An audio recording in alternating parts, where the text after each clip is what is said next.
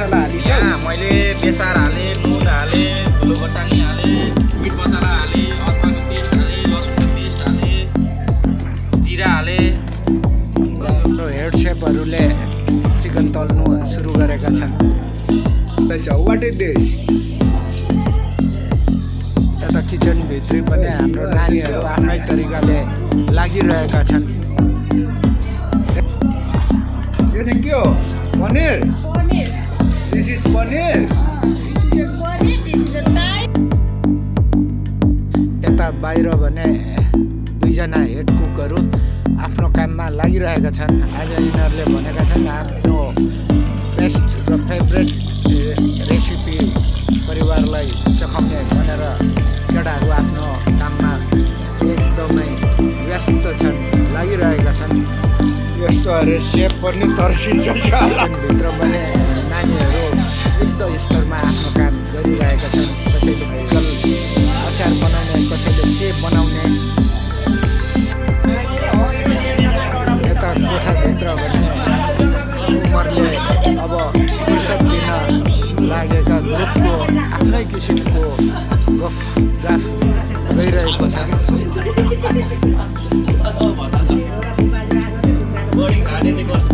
यता बाहिर भने बिहानीको जाडो भर्खर गइसकेको छ र घाम उदाउँदैछ। घामको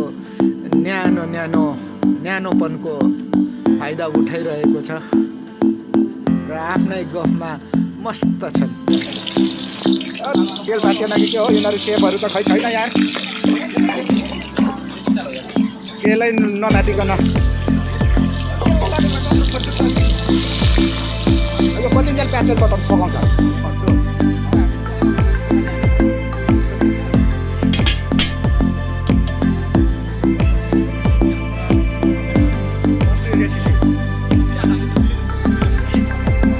यहाँ हाम्रो एकजना सेफले चाहिँ भन्दैछ ओनियनले चाहिँ गुलियो बनाउँछ मासुलाई भनेर।